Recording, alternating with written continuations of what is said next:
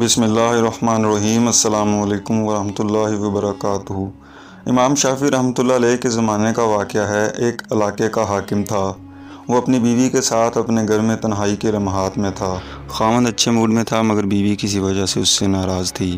اب خاوند جتنا اس سے محبت و پیار کی باتیں کرتا وہ بیوی اتنا اس سے چڑھتی اور اس سے بدتمیزی کرتی، حتیٰ کہ جب خاوند نے بہت زیادہ اس سے محبت کا اظہار کیا تو عورت کا دماغ اس وقت گرم تھا۔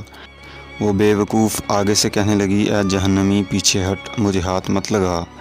اب جب اس نے اپنے خاوند کو جہنمی کہا تو آخر وہ بھی مرد تھا، اس کو غصہ آ گیا۔ اس نے کہا کہ اچھا اگر میں جہنمی تو پھر تجھے میری طرف سے طلاق۔ اب رات گزر گئی۔ صبح جب دونوں کا دماغ ٹھنڈا ہوا تو عورت کو بھی غلطی کا احساس ہوا کہ اپنے خاوند سے ناراض تھی، مگر مجھے یہ لفظ تو نہیں کہنا چاہیے تھا کہ جہنمی پرے ہٹ، میں نے تو غلطی کر لی۔ اب وہ خاوند سے پوچھنے لگی کہ جی کیا مجھے طلاق ہو گئی؟ اس نے کہا پتہ نہیں، یہ تو شرطیہ تھی کہ اگر میں جہنمی ہوں تو تجھے میری طرف سے طلاق، لہٰذا مجھے علماء سے پوچھنا پڑے گا۔ خاوند نے علماء کو بلایا۔ علماء کہنے لگے اس کا جواب ہم تو نہیں دے سکتے، اس لیے کہ کون گارنٹی دے کہ آپ جہنمی نہیں ہیں؟ کون فیصلہ کر سکتا ہے؟ یہ تو قیامت کے دن اللہ تعالیٰ فیصلہ کریں گے، لہٰذا یہ بات زبان زد عام ہو گئی۔ سینکڑوں علماء سے رابطہ کیا گیا مگر کوئی عالم، کوئی مفتی اس کا جواب نہیں دے پا رہا تھا۔ بادشاہ پریشان تھا، وہ بھی اپنی اتنی خوبصورت بیوی کو طلاق نہیں دینا چاہتا تھا۔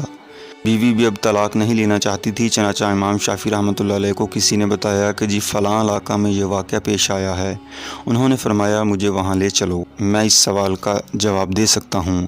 چنانچہ امام شافعی رحمۃ اللہ علیہ آئے اور انہوں نے حاکم سے پوچھا کیا واقعہ پیش آیا؟ اس نے بتایا کہ اس طرح میری بیوی نے یہ الفاظ کہے اور میں نے اس کے جواب میں یہ الفاظ کہے، اب بتائیں طلاق ہوئی کہ نہیں؟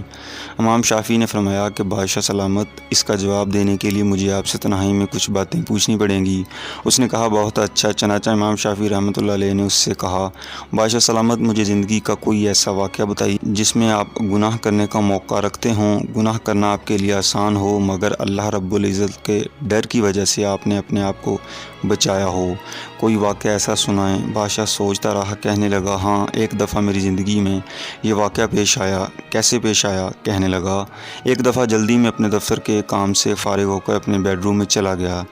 جیسے ہی میں داخل ہوا میں نے دیکھا کہ محل میں کام کرنے والی لڑکی میرے کمرے کی چیزوں کو سنوار رہی تھی، بستر کو ٹھیک کر رہی تھی۔ جب میری اس کے چہرے پر نظر پڑی تو لڑکی حسن و جمال میں بہت پیاری تھی۔ چنانچہ میں نے دروازے کو لاک لگا دیا، بند کر دیا۔ جب میں لاک لگا کر آگے بڑھا تو لڑکی سمجھ گئی کہ میری نیت خراب ہو گئی ہے۔ وہ نیک تھی، پاک دامن تھی، تو میری طرف دیکھ کر اس نے کہا اے بادشاہ سلامت، اللہ سے ڈر۔ جیسے ہی اس نے یہ لفظ کہا اللہ سے ڈر، میرے دل میں ڈر آ گیا۔ میں نے تالا کھول دیا اور لڑکی سے کہا چلی جائے۔ حالانکہ اگر میں چاہتا تو لڑکی سے اپنی خواہش پوری کر لیتا، مجھے کسی نے پوچھنا ہی نہیں تھا، مگر اس نیک بچی کے یہ الفاظ میرے دل پر بجلی بن کر گرے اور مجھے اللہ کا خوف آ گیا، اور میں نے گناہ کے اس موقع سے بچنے کے لیے اس لڑکی کو واپس بھیج دیا، اور یہ ایک ایسا گناہ ہے جو میں کر سکتا تھا مگر اللہ کے خوف کی وجہ سے میں نے نہیں کیا۔